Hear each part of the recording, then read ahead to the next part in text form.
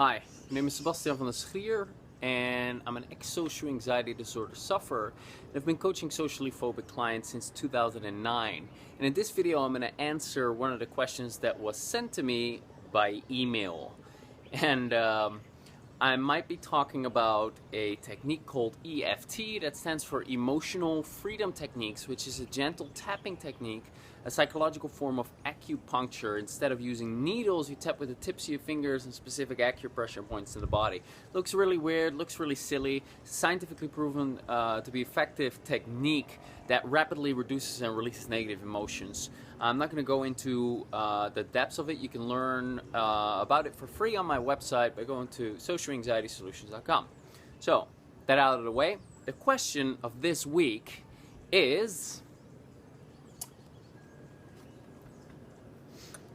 I sometimes get very tearful towards the end of tapping, as if some emotional release is going on, without understanding why or how.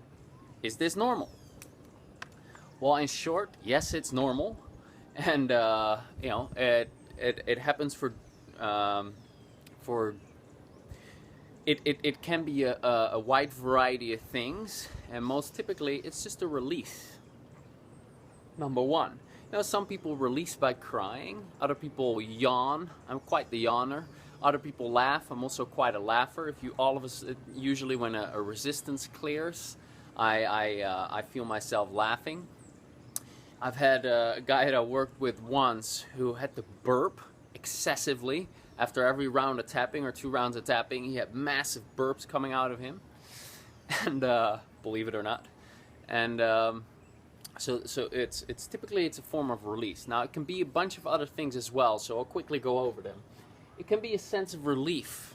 You've released something that's been bothering you for a long time, and you feel such a relief from that you just have tears in your eyes, and you're just very touched by it, that you're now free of that.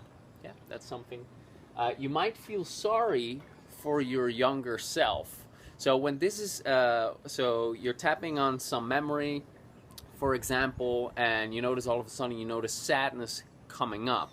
This might be sadness that you're feeling for little Johnny or little Betsy, and it's something that comes up for you that you simply want to, continue tapping on. So that might happen.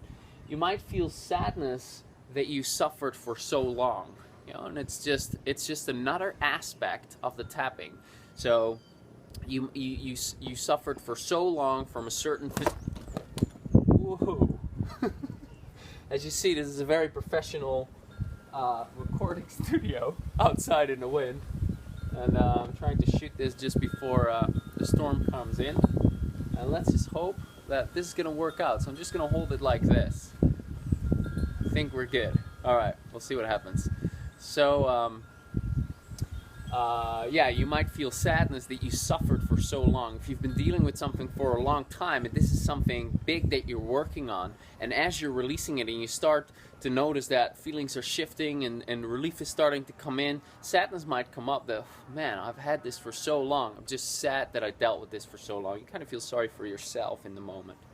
Then it might be the case that if you all of a sudden feel intense sadness, there's an early memory that got triggered.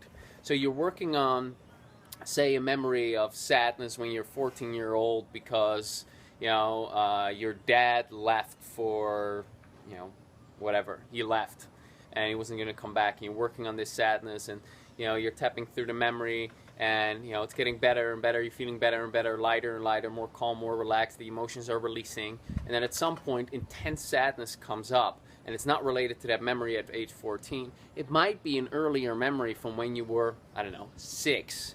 And that then is something that you need to focus on and go to that earlier memory to address that.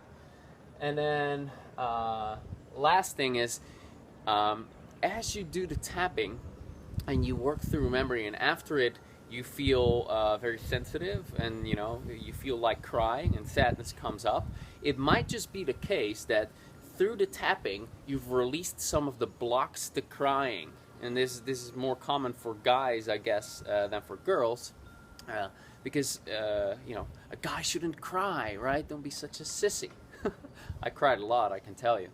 And so that's a societal thing. And it's also, if in your household emotions weren't okay, if it wasn't okay, you know, if you had to be tough all the time, if, hey, don't let me see your tears, if your parents were really like only positive emotions in the house, then the tapping might have released some of those blocks, and it's giving you some freedom to cry. And so it's just stuff that comes up to process. Basically, conclusion of all of this, all of the possible reasons, and there might be more, you know, I don't know everything. It's just stuff that's processing. So what to do? You know, what you want to do is you just want to continue tapping, and not with the intention of trying to release the sadness and make it go away or something like that. No, honor it. Just be aware of the sadness, notice where you feel it in your body, and just be present to it. You don't have to change it, you don't have to let go of it, you don't have to try to tap it away. Just, it's coming up for a reason. It can be very healing. You know, when I was broken up with by my girlfriend a couple of years back, I had a lot of sadness, obviously, and my coach told me, sit with the sadness, honor it, celebrate it. It's great. There's a lot of healing within your sadness. It reconnects you with your heart. So see it as something positive that comes up. It's like, oh great, let me sit with my sadness. Okay, I even went so far as to try to bring it up by watching sappy and sad videos so that I could get into it, because I was quite blocked from being able to cry. And I've since found that there's tremendous healing in being able to cry and let go of stuff, because, you know, you're letting stuff go as you cry. So hope that's been helpful. Hope that answered your question. And if you want to have answers to more questions, I answer one, you know, every week I bring out a video. Sometimes I cover a topic, other times I answer a question. And to make sure that you get those videos every Thursday, you can subscribe right here. Now, I'm also the host of a popular podcast show in iTunes, which is called Social Anxiety Solutions, just like my website.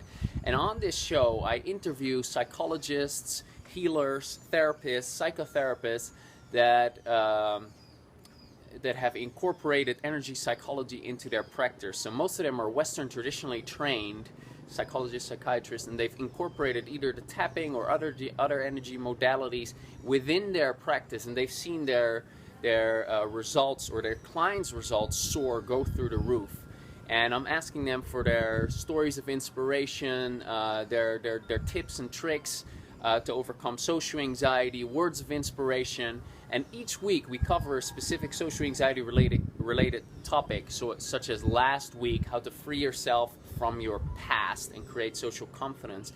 And a week before that, how to overcome severe social anxiety. And we've covered other topics such as how to overcome shame, how to release fear of rejection, and all sorts of social anxiety related topics. There's a ton of value in these, and they're for free. You can check them out on iTunes.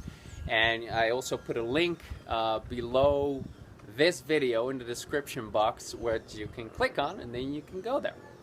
And aside from that, as I said at the beginning of the video, I've been coaching people to overcome their social anxiety, to go from social anxiety to feeling calm and relaxed in social situations since 2009. Now, if you're doing the same thing over and over and over, you're going to see some patterns. Plus, I've also overcome my own social anxiety. So I've seen a lot of patterns, common beliefs, ways that people stay stuck, things that they're doing to sabotage themselves. And a couple of weeks ago or a couple of months ago, I sat down and I'm like, okay, let's come up with some shortcuts. You know, how can people shorten their journey to go from social anxiety to social confidence? And I've found 12 shortcuts, put them in a simple PDF, wrote about how to deal with that, and I put that on my website. And if you go to my, as you go to my website kind of, it's my piece of art, it's my baby. I've been working on this for a long time. When you get to my website, I start talking to you immediately, and I share my story. And as I share my story, I share what didn't work for me, I share what did work for me, and you learn what not to do and what to do instead to get faster results. And as you read, you eventually find that PDF. You don't have to sign up for anything. You can just download it. And I think that's really going to help you and benefit you. And you can get that at socialanxietysolutions.com. So hope this has been helpful. Subscribe here, and I'll talk to you soon. Bye-bye.